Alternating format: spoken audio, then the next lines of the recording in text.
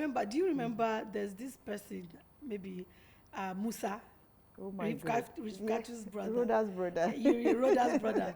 So you remember that there was a time that he was always troubling my siblings. Yes. Like my younger sister, my immediate younger sister. He will beat them and tell them to come and tell me that he's the one that beat them.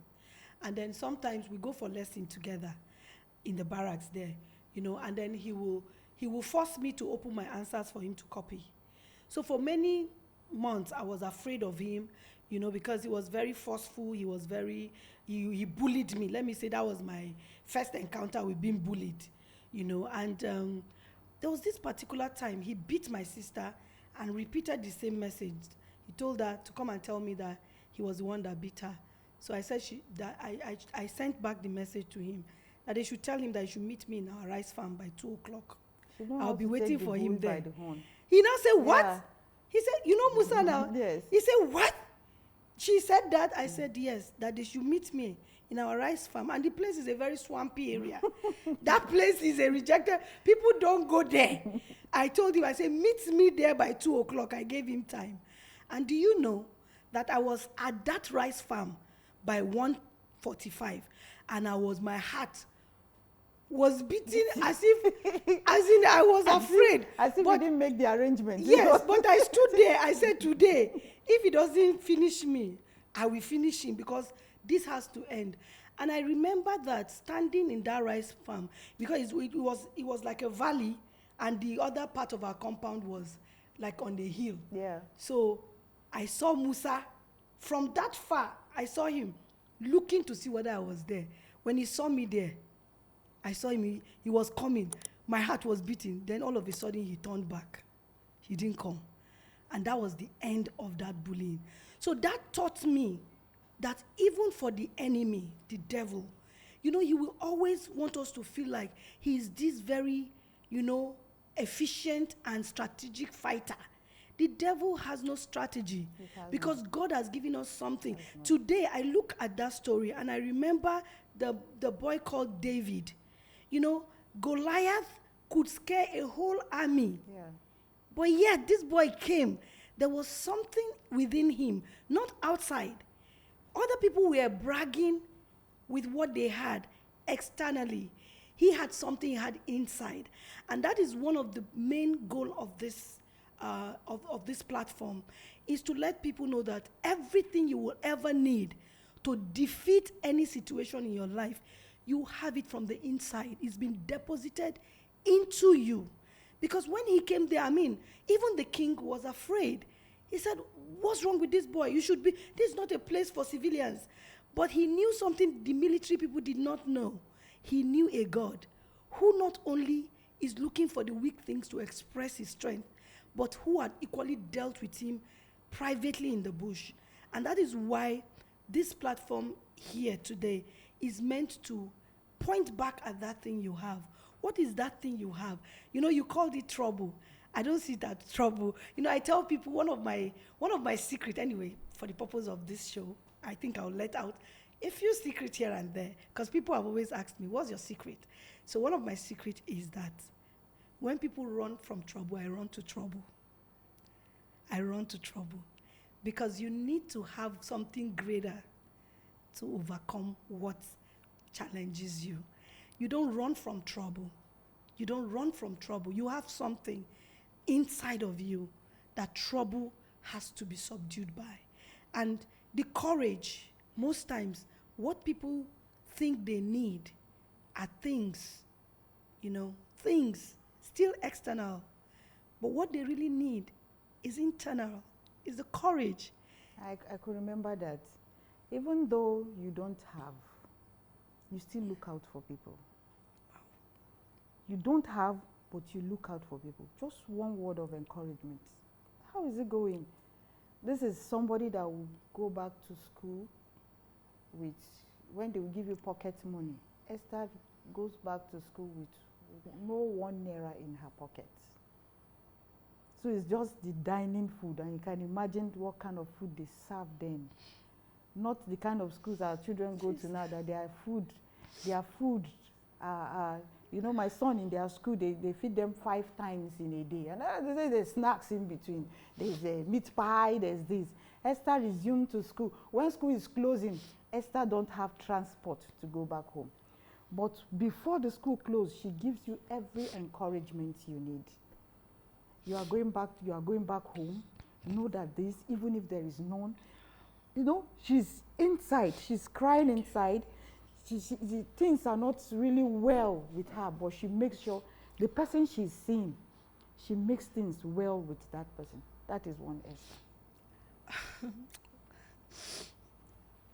I have told you that you need a bigger tissue. Anyway, that equally reminds me of, I went to a girls' school, all girls' school in Niger State, GGSS Agaye. And I remember that, I went to a boarding school and I was very, very young. I think I was the smallest in my class from JSS 1 till SS3. And, but not small in my mouth. Trust me, I was the loudest. There's everything there. So, my dad took me to that school, and I remember many times I will, come up with stories so that he can take me out of the school. But he insisted that I remained in that school. And I remember a couple of times that I'll be the last person in the school, and the principal would meet up with me and Esther, why are you not going home? You don't want to go home? I'm like, I don't have transport. And severally, the principal had to, step in and give me money to go back home. Is it the visiting days? Visiting days for me, everybody had visitors except Esther. I have to pray. I have an older brother who I was in Federal Poly Bida. I will have to literally pray him to come and see me. Even though he comes sometimes and with nothing. But I just wanted to feel like other people, me too, they have visited me today. So many times like that, and God was so faithful.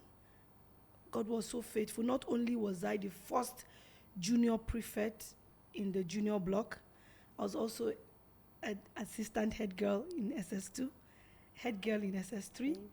I was the president of FCS, and so many things. I went to a school where Fridays are for demonic expressions. The terrain has been really, really fierce.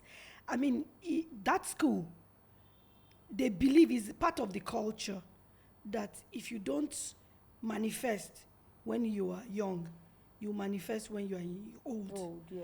So it is expected that you express that, that part of that culture.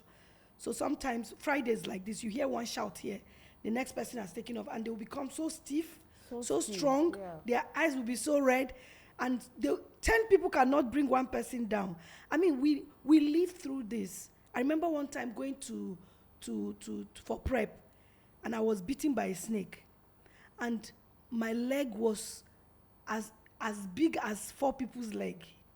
The poison of that snake, I had to be rushed back home, and I thought that would be the end of it, that my dad would change the school.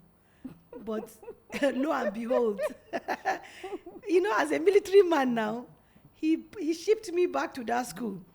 I remember one time again, we went for debate in Federal Government College in Bida. And I was one of the people who, the speakers, who spoke. And I remember then we were talking about why civilian government is better than military administration. And I was supporting the civilians. My entry was something, and I didn't know, because my dad listened to, radio a lot. Till this very day, he does that. So he was listening to me talking. When I came back from school, he was so angry. He said, so you are talking against military, and it's military money that is looking after you. I said, take me out of this school. And no, he won't. But I thank God, looking back, I thank God that I had to go through all that I had to go through.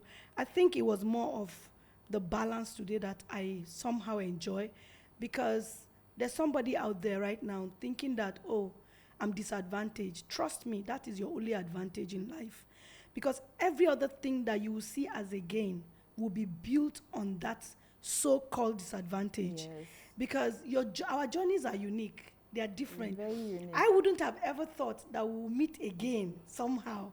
But look at us, we go to the same church, and I see you almost all the time. And I mean, it's been such a journey. So I want to use this opportunity to also encourage somebody out there that you are not at a disadvantage. You are who you see yourself as. Anything you experience in your life, God permits it. There's nothing that catches him unawares. I mean, he says that we've come according to the volume of the books, according to that which has been written aforetime concerning us. That means there's a writer. You didn't write the script.